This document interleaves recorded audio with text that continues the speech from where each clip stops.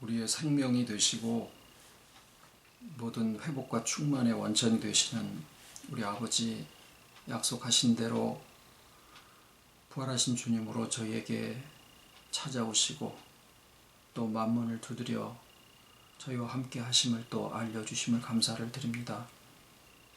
진정 말로만 은혜에 있음이 아니라 모든 회복의 원천으로 우리 안에 계시는 어린 양의 보좌가 진정 생명수의 근원이 되는 것을 말씀과 또 우리의 온 인격의 회복으로 통하여서 알게 해주시오니 감사를 드리옵고, 이 시간에도 우리가 아버지를 아는 지식에 또 더 충만하고 새로워지기를 진정으로 소원을 드리옵고, 시작하신 모든 선하신 일이 먼지와 같은 저희들의 삶을 통하여서 얼마든지 흘러 온 세상에 물이 바다를 덮음과 같이 여호와를 아는 지식이 충만하기를 진정 소원을 드리옵고, 모든 것 주관하시옵기를 예수님의 이름으로 기도드립니다. 아멘.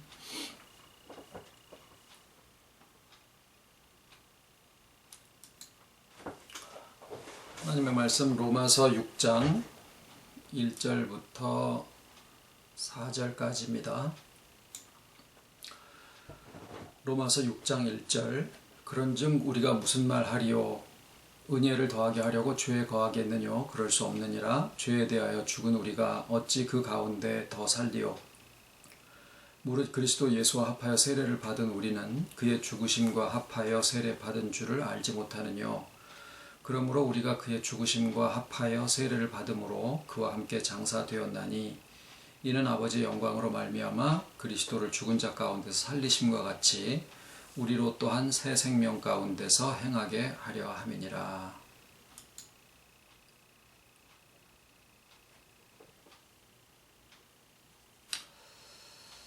유아 세례는 그 부모의 믿음으로 보통 받습니다. 부모님들이 하나님 앞에 이제 이 아이를 선물로 주신 것에 대해서 감사하며 그 아이가 믿음 안에서 성장할 수 있도록 부모의 책임을 다하겠습니다 라고 한 헌신의 의미도 그 안에 담겨 있지요.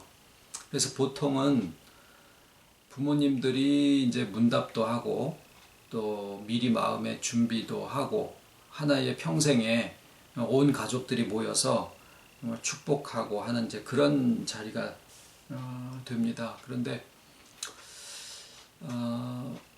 빌립이 이디오피아 내시를 만나서 복음을 전하고 여기 물이 있으니 우리가 세례를 받는 것에 무슨 꺼리낄 것이 있느냐. 그래서 이제 예정도 없이 그냥 갑자기 이렇게 세례를 주는 경우가 사도행전에 기록이 되어 있는 것을 보고 지난 주일날 예배 후에 한 집사님 댁을 방문을 했는데, 그 자제분들이 멀리 이제 콜로라도에서 아이를 처음 이제 낳아서 처음으로 어머님께 이제 인사를 드리러 왔어요.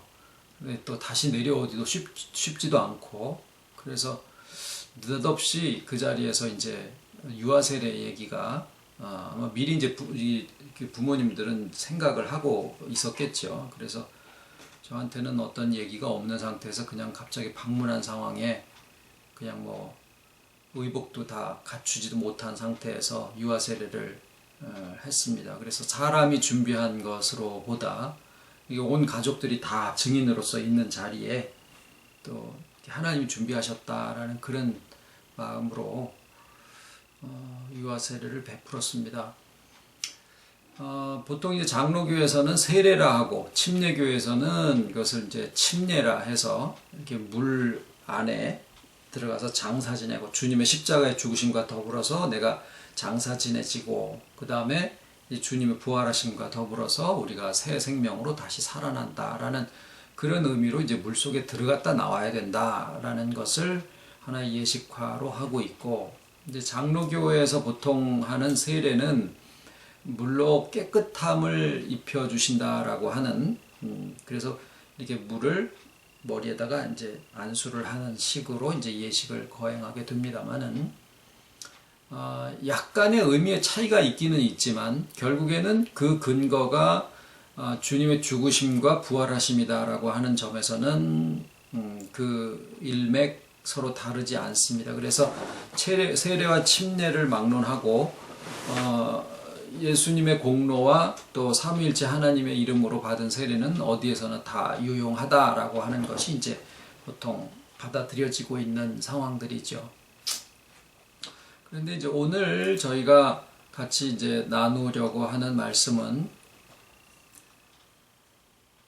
오늘 이제 본 말씀에 이제 그 침례에 대한 아까 설명을 드릴 때 물속에 이제 장사 지낸 바 되고 다시 나왔다라고 하는 그 침례에 대한 부분에 대한 그 설명이 사도 바울이 오늘 말씀한 6장 4절에 그러므로 우리가 그의 죽으심과 합하여 세례를 받음으로 그와 함께 장사되었나니 이는 아버지의 영광으로 말미암아 그리스도를 죽은 자 가운데 살리심과 같이 우리로 또한 새 생명 가운데서 행하게 하려 함이라 라는 그 내용과 조금 일맥상통하는 그 부분이 있습니다.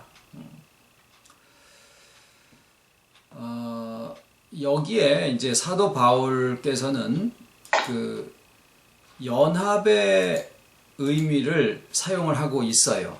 그러니까 주의 죽으심과 함께 우리가 장사되었다라고 하는 것을 주의 죽으심에 연합한 바 되었다라고 표현을 하고 있고, 그 다음에 우리가 거기서 다시 새 생명으로 나오게 된 것을 살게 되는 것을 주님의 부활에 연합하게 되었다라고 이제 표현을 하고 있습니다. 그런데 이제 이게 우리가 생각하고 있는 연합의 의미하고의 약간의 차이점이 있다라고 하는 부분이에요. 저희가 지금 이제 생각하고 있는 또 이해하고 있는 연합의 의미는 주님이 부활하셔서 하나님 우편에 가 계신다. 어떤 공간적인 이동을 얘기하는 게 아니다. 그런 말씀을 드렸죠. 주님이 계신 하나님 우편은 곧 택하신 모든 자녀들의 영혼에 연합하셔서 하나님을 떠난 인간들이 하나님에게서부터 떠나져 나온 것은 하나님이 부여해 주신 그 자유를 행사한 것이지만, 일단 죽은 영혼이, 하나님을 떠나서 죽은 영혼이 다시 소생하는 것은 하나님 외에는 그것을 하실 수가 없거든요. 인간이 자기 스스로 죽은 영혼을 소생시킬 수 있는 어떤 의도 갖지 못하고 있습니다. 이 사실은 우리에게 있어서 굉장히 중요한 점을 시사하고 있는데, 그래서 오직 하나님이 열어놓으신 예수 그리스도를 통한 믿음으로 말미암아, 그런데 이제 그 부분이에요. 예수 그리스도를 믿음으로 말미암아라고 하는 이 부분에서는 세례와 침례를 막론하고 다 같은 내용을 말씀을 하고 계시는데, 지금 이제 저희가 나누는 연합의 의미는 그렇게 해서 부활하신 주님 자체가 하나님의 생명으로서의 실체고, 그 실체이신 부활하신 주님이 우리의 영혼에 연합하심으로써 우리의 인격에도 연합하시게 되고, 그래서 우리 죽은 영혼을 살려주시고 거기에서 모든 인격의 회복이 이루어지게 된다라는 거거든요. 자, 이것을 한번 말로 표현을 해본다라고 하면, 용어를 하나 이제 말을 한다고 하면은 이것을 존재적 연합, 이 존재라는 말이 썩 그렇게 피부에 와닿는 말은 아닙니다만은, 왜 이 존재적 연합이라는 그 용어를 굳이 생각을 할 수밖에 없냐면, 지금 사도 바울 선생님이 사용하신 연합의 개념을 조금 구별을 해서 우리가 이해를 할 필요가 있다라는 거예요. 사도 바울 선생님이 우리가 주님의 죽으심에 연합하여 장사 지낸 바가 되고, 또 주님의 부활하심에 연합하여서 우리가 새 생명으로 살아간다라는 이 부분에 한 가지 사건에마다 우리가 거기에 주의 연합을 이야기를 하게 되는 것을 굳이 표현을 한다 그러면 이것을 사역적 연합이라고 그렇게 표현을 해봤어요. 그러면은 둘 다 예수님에게 연합한다라고 하는 점에서 뭐가 다르냐? 우리가 어떤 것이 더 친숙하냐면 바울 선생님의 얘기하신 사역적 연합이라고 하는 내용에 더 익숙해져 있습니다. 근데 이제 문제는요, 사역적 연합이 더 일반적으로 받아들여지고 있고, 사역적 연합이라고 하는 것이 뭔가 우리의 신앙생활을 독려하는 점에서는 훨씬 더 유용하지만, 성경에 예수님의 하신 여러 가지 사역들이 많거든요. 그런데 그 많은 예수님의 하신 그 사역들을 우리가 하나하나 사역적으로 연합하는 것은 아니다라는 거예요.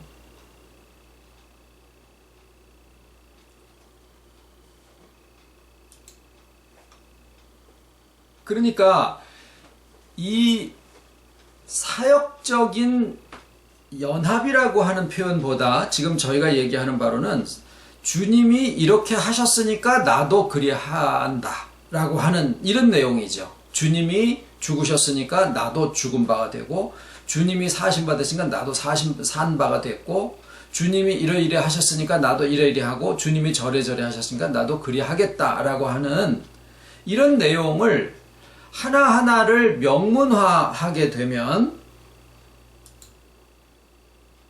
그것이 우리의 신앙에 있어서의 짐을 지워주는 것과 같은 효과를 가져오게 됩니다.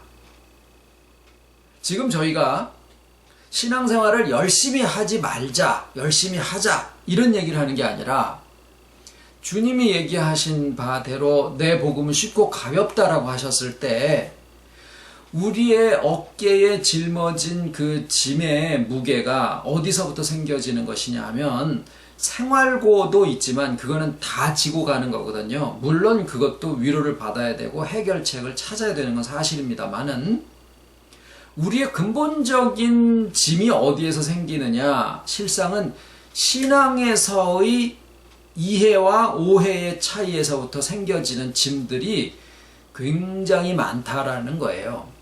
그래서 주님이 먹고 살기 힘든 사람들에게도 수고하고 무거운 짐진 자들아 라고 하셨지만, 실상 신앙의 무거운 짐을 지고 살아가고 있는 오늘날 기독교인들, 우리 기독 크리스찬들을 놓고 수고하고 무거운 짐진 자다라고 얘기를 하셨다라는 거예요. 그래서 지금 우리가 나누고자 하는 말씀은 복음으로 회복되어지는데, 이 복음 자체가 오해되어지고 복음 자체가 왜곡되어진다라고 하면 우리는 너무 착해서, 기독교인들이 착해서 다 문제를 자기 자신에게서부터 찾으려고 해요. 내가 뭘 잘못해서 그래, 내가 뭘 덜해서 그래, 내가 뭘 더 할 거를 안 해서 그래, 내가 죄를 많이 지어서 그래. 그런데 실상이요, 가르치는 가르침이 잘못되어져서 우리에게 주시고자 하는 하나님의 복음의 참된 위로와 평화가 그 잘못된 가르침에서부터 비롯돼 가지고 주어지는 것들이 굉장히 많다라는 거예요. 그래서 그 부분, 어느 가르침 부분이 과연 복음을 이렇게 비틀어서 아다르고 어다른 것인데, 그 아다르고 어다른 속에서 약간 비슷한 것 같으면서도 우리에게 짐을 지워주는 그 가르침이 무엇이냐라고 하는 것을 지금 우리가 기도하면서 궁구하고 다시 회복하고자 하는 그런 마음 가운데 있습니다. 그런데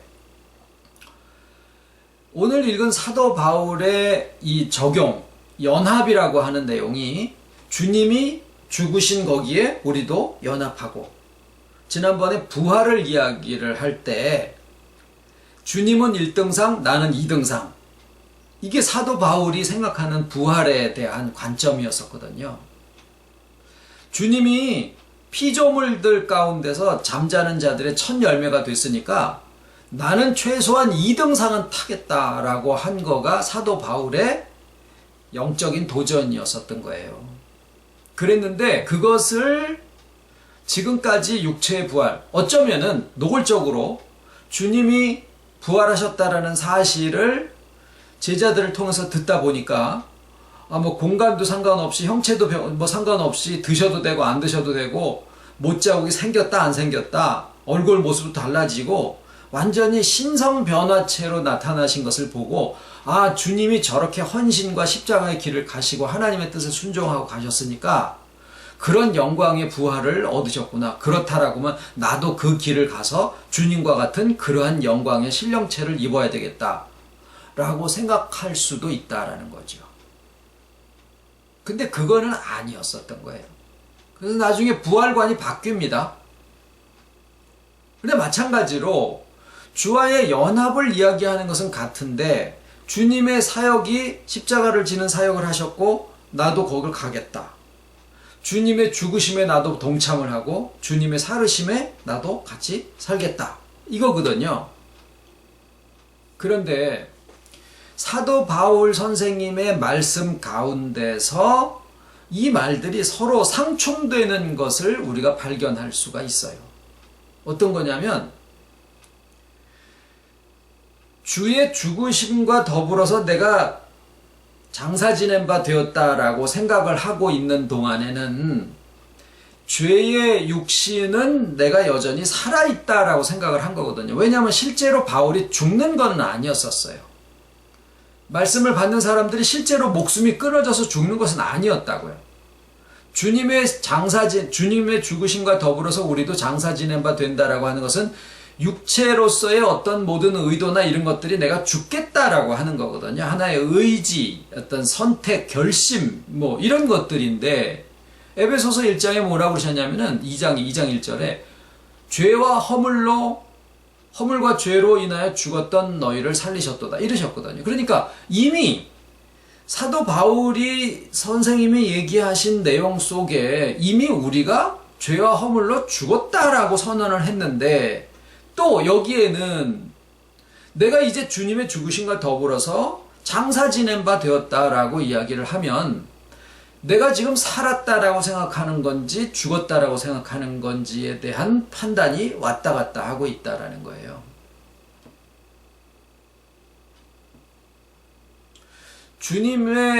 주님과의 연합은 주님이 부활하셔서 그 모든 과정들을 다 겪으시고 그 다음에 죽으시고 부활하셔서 그 다음에 하나님 우편에 가서 계시는 어디가 아니라 오늘날 택하신 자들의 영혼에 연합하셔서 하나님의 그 모든 능력과 풍성함으로 우리의 죽은 영혼을 살리시고 우리의 인격을 회복시켜 주시는 바로 우리의 인격의 가장 내면의 깊은 곳, 거기를 뭐라고 그러셨느냐면은 innermost being, 그러니까 한국말로는 뱃속이라고 표현이 되어 있죠.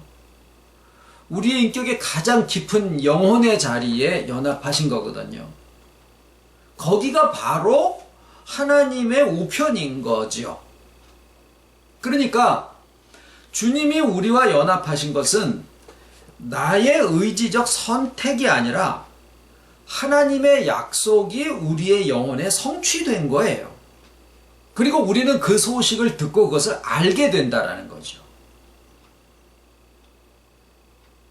그러면은 무슨 차이가 있느냐? 지금 왜 당신은 존재적 연합과 사역적 연합을 굳이 구분을 하려고 하는 이유가 뭐냐? 그것은 주와 연합된 영혼이 인격을 회복시켜 나가는 과정에서 주님과 같은 길을 걷게 될 수도 있고 또는 평탄한 길을 걸어갈 수도 있어요. 그 모양과 형태와 의미가 다 일률적이지 않다라는 거예요. 주님이 십자가를 지셨으니까 나도 꼭 십자가를 지어야 되고 주님이 부활하시니까 나도 부활의 사역 속에 뛰어 들어가야 된다라는 게 아니다라는 거예요. 이 예를 주님이 무엇으로 또 보여주고 계시느냐 하면 세례 요한에게 세례를 받으신 것으로 우리에게 보여주고 계십니다. 우리가 세례를 받는 이유를 뭐라고 생각하십니까? 세례를 받는 이유는 죄사함의 회개 이런 것들이죠. 죄사함이나 회개 또는 장사 지낸 바 되었다가 다시 태어난다라고 하는 그런 의미로 우리가 받아들여지고 있습니다. 그런데 예수님이 세례 요한에게 받은 세례는 그 세 가지 중에 어느 것에도 적용되어지지 않아요. 예수님이 죄사함의 세례를 받으셨을 리도 없고 예수님이 회개의 세례를 받으셨을 리도 없고 예수님이 주님과 더불어서 장사 지낸 바 되어 다시 부활한다라는 그런 의미로 세례를 받으신 것도 아닙니다. 그런데 세례 요한의 세례를 받으셨어요. 보통 우리가 세례를 받았습니까? 라고 얘기를 할 때 천주교에서 주님의 이름으로 세례를 받던 성결교에서 세례를 받던 감리교나 장로 어디에서 세례를 받던 어떤 목사님에게 세례를 받았던 난 어느 목사님에게 세례를 받았어 라고 얘기하지 않습니다. 나는 그저 주님의 공로로 삼위일체 하나님의 성부 성자 성령의 이름으로 세례를 받았어요 라고 얘기하면은 그래 당신은 세례 받은 사람입니다 라고 인정을 하게 돼 있어요. 누구의 세례라는 말이 들어가지 않습니다. 그런데 유독 성경에는 세례 요한의 세례만큼에 대해서는 그 세례를 베푼 사람으로 그 의미를 규정 짓고 있는 상황을 보게 됩니다. 그래서 예수님이 세례 요한에게 세례를 받으신 것은 우리가 목사님들한테 이렇게 세례를 받던 침례를 받는 죄사함이나 회개의 세례하고는 의미가 전혀 다른 것이다 라는 거예요. 구약에는 할례가 있고 신약에 오면서 세례로 바뀌었죠. 예수님의 제자들이 세례를 베풀었고 세례 요한이 예수님 오시기 전에 세례를 베풀었습니다. 그것을 회개의 세례라고 그렇게 이야기를 합니다.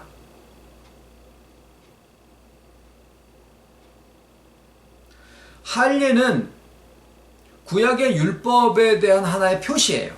내가 구약의 율법을 지키겠습니다라고 하는 하나의 표시를 자기의 몸에 두는 거예요. 어떤 선택을 받은 사람들, 하나님의 택함을 받은 민족이다 그 뜻이거든요. 택하심의 의미는 뭐냐? 하나님과 우리 사이의 계약을 내가 잘 지키겠습니다라고 하는 그러한 헌신의 표시를 자기 몸에 두는 거예요. 그러니까 예수님이 할례를 난지 8일 만에 할례를 받으셨다라는 것은 구약의 율법을 계승하셨다라는 뜻이 되는 거고, 그러면 세례 요한의 세례는 무슨 의미가 있느냐 하면 구약적인 입장에서 보면은 선지자들의 반열을 쫓아서 세례 요한이 있다라고 하는 것을 예수님이 인정하면서 그를 인정을 하면서 그 선지자의 길을 계승한다라고 하는 표시를 나타내신 거예요. 그러니까 예수님이 할례를 받으시고 또 세례 요한에게 세례를 받으심으로써 구약의 율법과 선지자를 모두 계승하고 그때 당시에도 삼위일체 하나님이시고 지금도 나다 삼위일체 하나님이다 라고 하는 것을 천명하신 하나의 사건이 되신 거예요. 그래서 삼위일체 하나님께서 그 증거로 비둘기의 형상으로 성령이 그 머리 위에 임하신 것을 세례 요한의 눈으로 그것을 보고 증거하게 되었었던 거죠. 즉 예수님이 받으신 세례는 구약의 율법과 선지자로 세상에 하나님의 뜻을 보내신 그분이 곧 2000년 예수님으로 오셨고 그 예수님 위에 성령이 임하시고 그 보내신 아버지까지 합해서 다 내가 나다라고 하는 것을 세례 받으심으로써 그것을 천명하신 사건이 되신 거거든요. 의미가.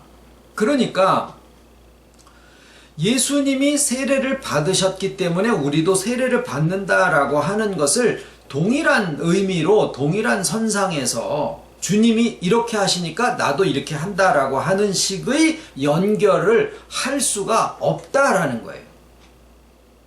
어떤 분들은 우리가 받을 세례를 예수님이 대신 받았다라고 이야기를 하지만 예수님이 어느 하나도 무의미하게 안 해도 되는 것을 하신 일은 없어요. 그리고 예수님 자신의 모든 사역들이 다 하나님의 뜻을 이루어지는 거기에 다 모여 있어서 한목적적으로. 그래서 구약의 모든 율법과 선지자를 계승하면서 그때 그들을 보내신 이가 곧 이 땅에 오셔서 직접 하나님의 삼위일체 되심을 나타내시는 하나의 사건이 세례 요한에게 세례를 받으시고 올라오실 때 비둘기가 내리시고 그 보내신 모든 삼위일체 하나님의 역사가 그때 이제 성경상에 나타나지게 된 거거든요. 자, 그러면 무슨 얘기냐면 예수님이 우리와 연합하시기 위해서는 물 위로도 걸으셔야 되고 또 배신도 당하셔야 되고 십자가에 돌아가심으로써 모든 제사들을 다 모으셔서 그것을 성취하시기도 하셔야 되고 무덤에 장사 지낸 바 되셔서 영으로서 옥에 갇힌 영들에게 하나님의 택하신 줄거리 말고 나머지 예수의 공로 모르고 죽었었던 모든 사람들에게 영으로서 복음을 전파하셨어야 됐고 모든 게 다 예수님의 사역인데 그 중 어느 하나도 우리가 주님의 하신 사역의 의미와 같은 사역을 할 수 있는 것은 단 하나도 없습니다. 실은요. 그것은 하나님이신 분이 사람으로 오셔서 임마누엘의 약속을 성취하시기 위해서, 즉 부활하신 이후에 우리와 연합하실 수 있는 그런 존재가 되시기 위해서 다 필요로 하셔서 역사하신 거기 때문에 하나님이신 사람이신 하나님이시자 사람이신 그 예수님만 할 수 있는 일들을 하신 거예요. 그러니까 우리가 그 중에 어느 하나의 모습과 비슷한 모습을 예수님이 식사를 하셨으니까 나도 식사를 하겠다. 그것조차도 실상은 의미가 같지 않다라는 거예요. 주님의 죽으심도 마찬가지고 내가 십자가를 100번을 지고 내가 100번을 골100번을 고쳐 죽어도 나의 영혼을 살릴 수 있는 능력은 없어요. 내가 십자가를 지기 때문에 부활의 연합에 참여하는 게 아니다라는 거예요. 우리가 자칫 나의 희생이 마치 내가 죽으면 내가 희생하고 녹아주고 내가 죽고 뭐 그러면 그것에 대한 대가로 무슨 부활이라든가 연합이라든가 어떤 것들이 주어지는 것으로 착각할 수 있다라는 거예요. 어디서부터? 존재적 연합이라고 하는 이러한 논리를 펴나가고 있는 한은 나의 희생과 나의 죽음이 마치 주와의 연합이라든가 어떤 회복을 이끌어올 수 있는 하나의 원동력으로서 작용할 수 있다라고 하는 착각에 빠지게 만든다라는 거예요. 그게 오늘날 믿는 사람들이 자의적인 신앙 속에서 무거운 짐을 지고 주님이 이래 하셨으니까 나도 이렇게 해야 된다. 주님이 선교 현장에 가셨으니까 나도 선교 현장에 가가지고 어떤 고생을 하더라도 그렇게 해야 된다. 다른 사람들을 위해서 고생하고 희생하는 것이 그게 기독교니까 나도 그렇게 해야 된다. 주님의 십자가를 봐라. 아니라는 거예요. 그렇게 우리가 예수 믿는 게 아니다라는 겁니다. 우리가 예수 믿는다라고 하는 것은 이미 모든 과정을 거쳐서 주님의 사역으로, 주님의 사역은 주님이시기 때문에 하실 수 있는 거지 우리가 그 주님의 사역을 하는 게 아니다라는 거예요. 주님이 하신 그 사역의 결과로 주님이 부활하셨고 그 부활하신 주님이 우리에게 그저 연합하셨을 때 우리는 그 소식을 복음을 통해서 듣고 알게 되면 내가 나를 보는 것과 하나님을 아는 것과 주님을 아는 것과 나를 아는 것이 바뀌어지면서 내 안에서 회복의 역사가 일어나게 된다라는 거예요. 이것이 회복되어져 가는 과정 속에서 우리가 주님과 같은 그러한 고난의 길을 갈 수도 있지만 그렇지 않을 수도 있어요. 상관이 없다라는 거예요. 이것은 십자가를 지지 말라는 얘기도 아니고 남들을 위해서 희생하지 말라는 얘기도 아니에요. 다 필요하고 좋을 수 있습니다만은 주님의 생명으로 더불어서 연합한 자들의 모습을 명문화해서 요것들을 해야 된다라고 하면 그것이 신약시대의 율법화 되는 거예요. 그게 신약시대의 또 다른 율법화 되는 거예요. 그게 어디에서 오느냐? 주님과 나를 같은 라인에 두고 1등상, 2등상을 따지는 거나 존재적이 아닌 사역적 연합으로 이 성경을 생각하고 있는 데서부터 나오는 결과예요. 기독교가 짐이 되는 거죠. 쉽고 가벼운 길이 아니라.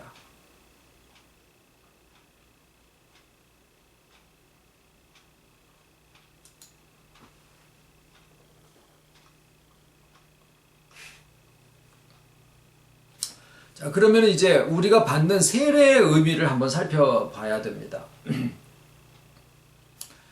이 죄사함이라든가 회개는 하나의 예식을 치름으로써 이렇게 이루어지는 일들은 아니죠.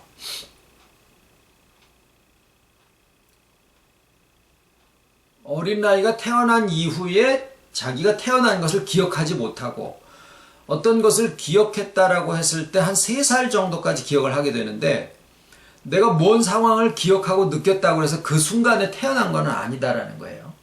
죄사함과 또 구원도 역시 마찬가지인데 그래서 베드로는 세례를 말하기를 주님의 부활하심, 예수 그리스도의 부활하심으로 말미암아 이제 우리를 구원하는 편이 곧 세례라. 이는 육신의 더러운 것을 제하여 버림이 아니오 오직 선한 양심이 하나님을 향하여 찾아가는 것이라, 호소하는 것이라 이렇게 표현을 하고 있기도 합니다.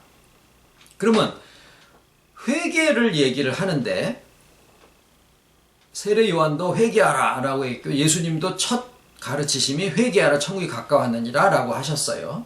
그럼 우리에게 있어서 믿는 우리에게 오늘도 회개가 필요합니까? 하지 않습니까? 필요합니다. 그런데 회개의 근본적인 것은 뭘까요?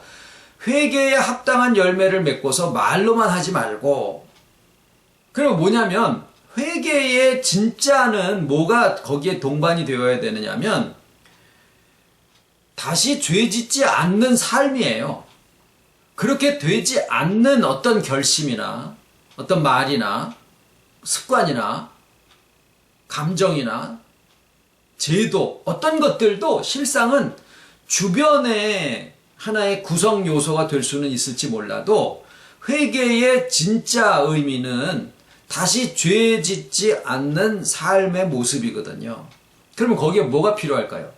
다시 죄 짓지 않게 하는 능력이 필요하다라는 거예요. 그래서 회개의 진짜 목적은, 진짜 내용은 뭐냐? 결심도 아니고, 의지도 아니고, 감정도 아니고, 제도도 아니고, 회개의 진짜 되는 의미는 능력이에요. 그럼 그 능력이 뭘까요? 죄 짓지 않게 하는 능력이 뭘까요? 영혼을 살리는 거예요. 왜? 음부라고 표현되어 있는 음부의 권세가 너를 이기지 못하리라. 이 교회를 해하지 못하리라. 그 음부의 권세가 결국은 죄를 짓게 하는 죄의 본성이 되는 거거든요. 그러면 그 음부의 권세가 무엇이냐? 죽은 영혼이다. 말씀드렸죠. 죽은 영혼이다. 하나님을 떠나서 죽은 영혼이다. 형상대로 지음을 받았기 때문에 소멸되지는 않고 죽음이라는 하나의 존재로서 아무것도 하지 않으면서도 죽음이 주는 그 공포심, 두려움, 아무것도 아니라고 하는 그 두려움, 그거를 겉사람의 인격의 모든 면에 끼치고 있는 거예요. 감정, 의지, 관계, 생각, 개념 모든 면에 그 두려움이라고 하는, 죽음이라고 하는 두려움을 이렇게 미치고 있는 거예요. 죽음이라는 현상이 아니라 살아있는데도 죽음이라고 하는 그 두려움을, 그래서 사람들이 그것을 피해서 어디로 가요? 극단적인 말단적인 것으로 자기의 실체를 삼고 눈에 보여지는 것이 실상이라고 생각하면서 살게 되는 거죠. 소유가 유형 무형의 소유가 자기인 줄 알고 그게 자기를 덮어줄 거라고 생각을 하고 사람 뒤에 가서 숨고. 자, 그러는데 죄를 짓지 않게 하려고 하면, 내가 이제 예수 믿었으니까 바울 선생님이 얘기하신 것처럼 내가 이제 죄를 짓는 육신에서는 장사 지낸 바가 됐어. 나 이제 주님과 더불어서 죽었어. 그것을 안다고 해서 내 육신이 죽는 것이다라고 하는 것을 안다고 해서 이게 되어지는 것이냐? 아니다라는 거예요. 실질적인 능력은 어디에서 오느냐? 나의 헌신이 얼만큼 되고 내가 혈기를 얼만큼 죽이고 내가 자존심을 얼만큼 꺾고 내가 뭐를 얼만큼 한다고 해서 100번 골백번 고쳐 죽는다고 해도 나의 영혼의 회복은 일어나지 않는다라는 거예요. 오직 어디에서 오느냐? 부활하신 주님의 그 능력, 부활하신 주님의 그 능력에서만 우리를 회복시킬 수 있는 능력이 나온다라는 거예요. 그러면 헌신은 뭡니까? 믿는 사람들에게 있어서의 헌신은, 열심은 뭡니까? 당신같이 하면은 교회가 무슨 부흥이 되겠으며 교회 식구들이 어떻게 헌신도 안 하고 열심히나 뭐 이렇게 내겠습니까? 라고 이야기를 하지요. 어린아이가 건강하면은요, 뛰놀지 말라 그래도 뛰놉니다. 하나님의 형상대로 지어진 존재가 회복되면 사랑하지 말라 그래도 사랑을 합니다. 뜨겁지 않은 불이 없는 것처럼, 차갑지 않은 얼음이 없는 것처럼 회복된 영혼은 반드시 사랑하게 돼 있어요. 그것을 명문화해가지고 예수님이 밥을 드셨으니까 나도 밥을 먹겠다. 예수님이 잠을 주무셨으니까 나도 잠을 자겠다. 예수님이 십자가를 지셨으니까 나도 십자가를 지겠다. 골백번 해보십시오. 되나? 안 됩니다. 그렇게 해서 되는 게 아니다라는, 나의 의지에 연결되어 있는 게 아니다라는 거예요.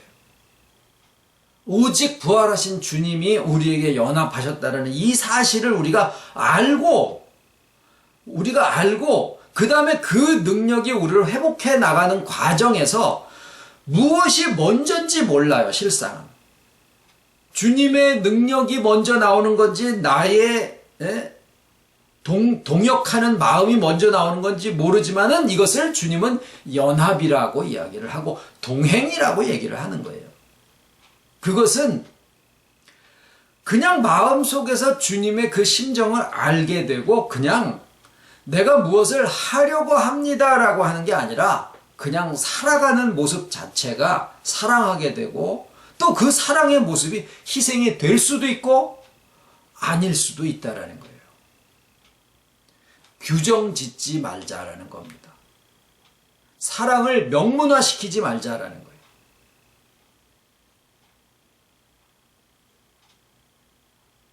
엄마는 사랑이요. 애들한테 묻죠. 엄마는 사랑이에요. 왜?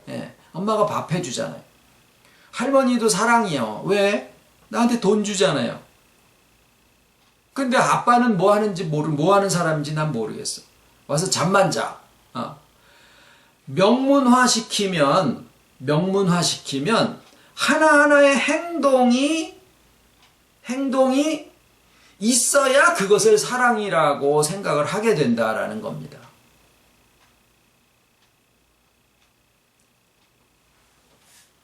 존재적 연합이니 사역적 연합이니 이런 것들을 뭐 그렇게 굳이 용어까지 말해가면서 그렇게 할 것이 뭐가 있느냐? 다 연합이고 연합이면 연합이지 라고 생각하고 지나갈 수도 있는 문제입니다.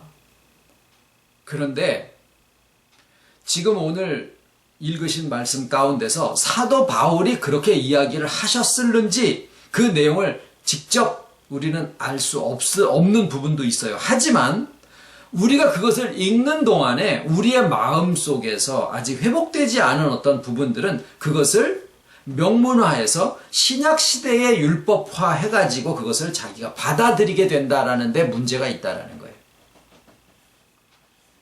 우리가 이 시대의 사도 바울을 무시하자라고 하는 얘기가 아닙니다. 단지 우리는 그렇게 길들어졌었고 우리는 그렇게 귀가 거기에 습관화되어 있어서 그런 구절을 보면 나도 또 뭔가를 그렇게 명문화된 어떤 것들을 해야만 그것이 하나님 앞에 뭔가를 이루어내는 것이다 라는 그 부담과 짐을 가지고 있는 그런 신앙생활로 또 다시 기어 들어가게 되는 결과를 가져올 수 있다라는 거죠. 우리에게 중요한 것은 주님이 부활하셔서 하나님 우편에 계시는 그 우편이 바로 우리의 인격의 가장 깊은 곳이고 거기에서 온 인격을 회복시키시는 역사가 바로 하나님의 능력으로 우리에게 지금 행사하고 계시다라는 거예요. 거기에 주님의 뜻이 먼저냐 나의 뜻이 먼저냐 똑같으냐. 주님은 영원에 계시기 때문에 과거와 현재와 미래가 흐름이 없습니다. 그래서 내가 무엇을 하려고 하면 그것이 주님이 무엇을 하려고 하는 것과 다르지 않다라는 거예요. 그래서 나의 생각이 먼저 가느냐 주님의 생각이 먼저 가느냐라는 것으로 염려하지 마시고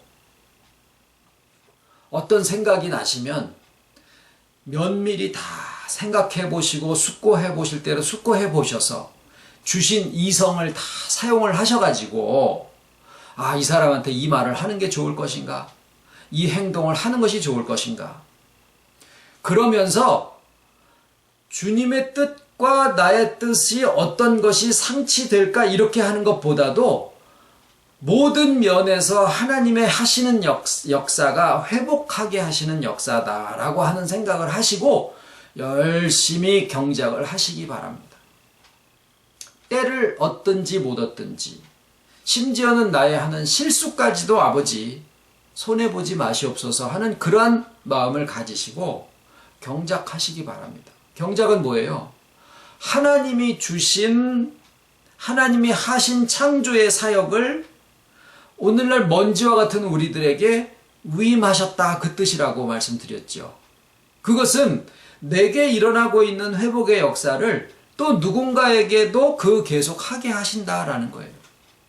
내가 별을 5섬을 농사를 지어야 되겠다 이게 아니라 어딘가에서 또 씨가 심기워져서 또 싹이 터서 자라서 나와서 결실하고 또 그것이 또 해나가는 이런 과정이 계속되듯이 이제 마지막으로 부활에 대한 사도 바울의 고린도전서 15장 46절에 나와 있는 우리가 부활에 대해서 이야기를 하자 그러면서 하신 말씀이 뭐라고 그러셨느냐면은 썩을 것으로 심고 썩지 아니할 것으로 다시 살며 이렇게 말씀을 하셨어요.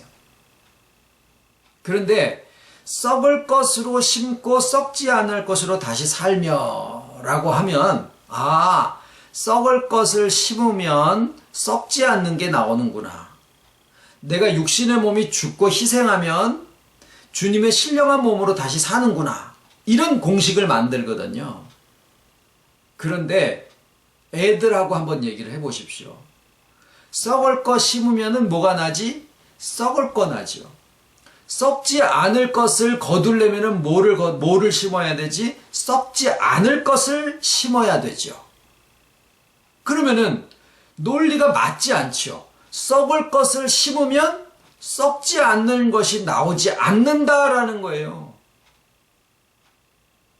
이 공식 속에서, 이 등식 속에서, 이 명제 속에서 우리가 존재적인 연합이냐 사역적인 연합이냐라고 하는 것을 구별해낼 수 있어야 된다라는 거예요.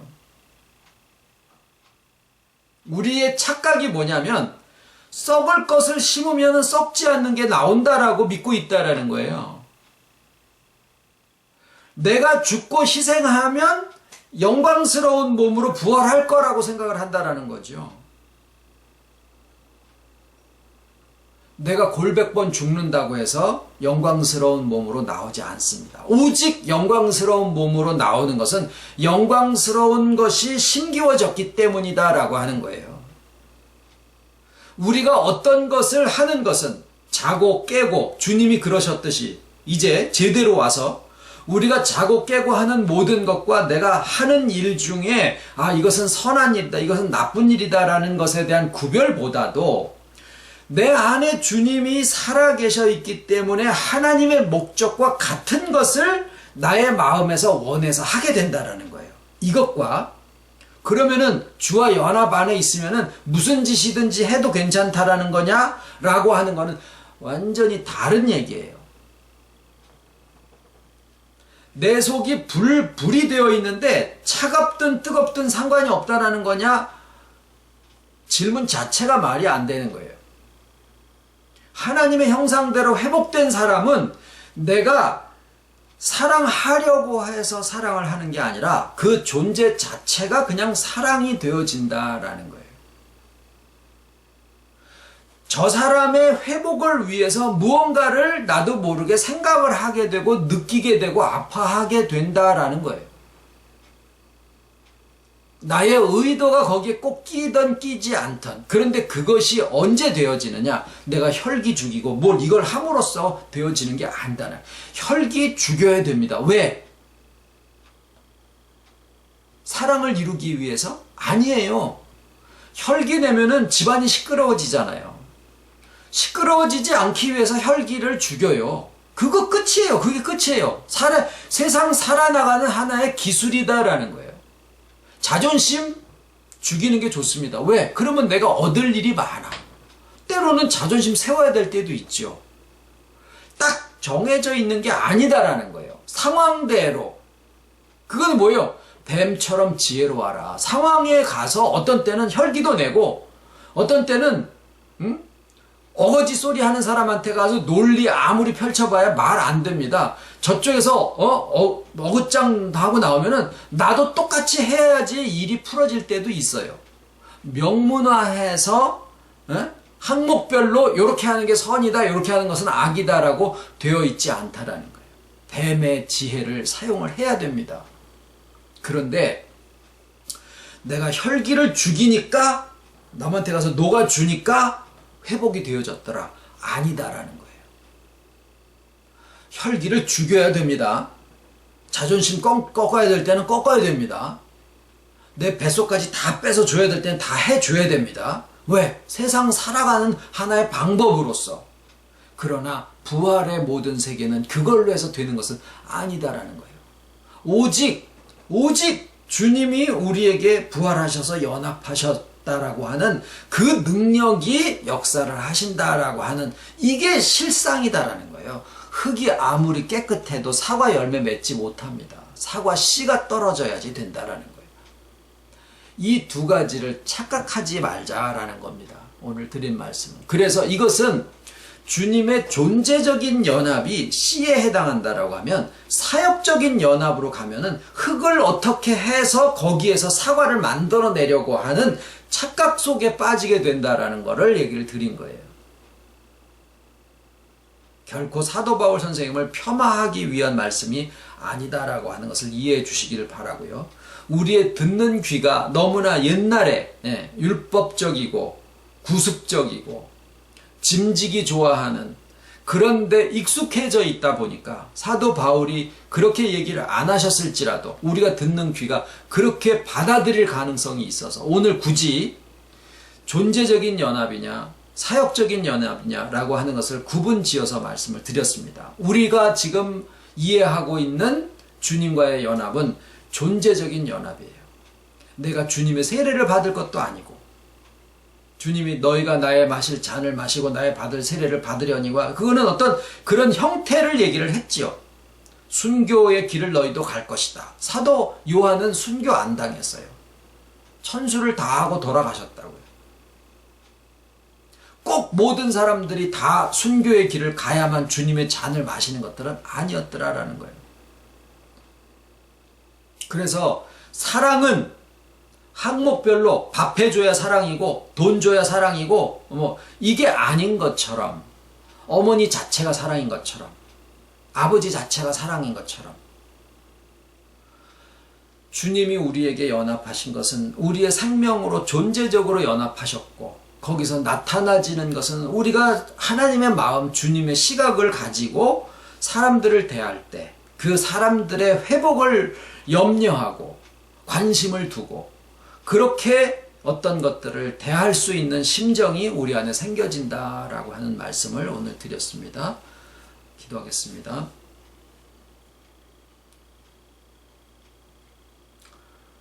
수고하고 무거운 짐을 우리에게서 벗겨주시고,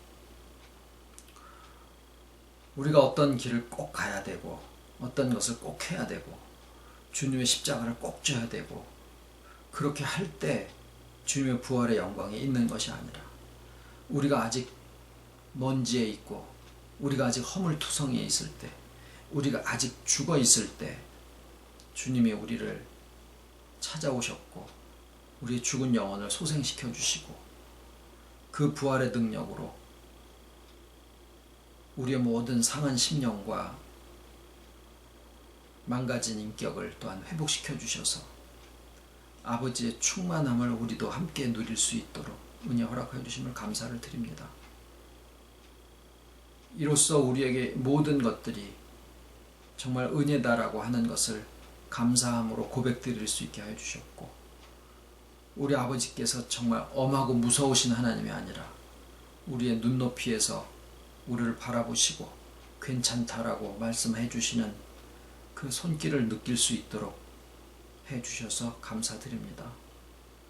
아버지를 바라보는 시각이 바뀌기에 내가 나 자신을 용서할 수 있게 되고, 내가 나를 용서하고 나니 나에게 허물 지었던 그 모든 다른 사람들에게도 또 용서의 마음이 나갈 수 있게 된 것을 또 아버지 앞에 감사의 고백을 드립니다.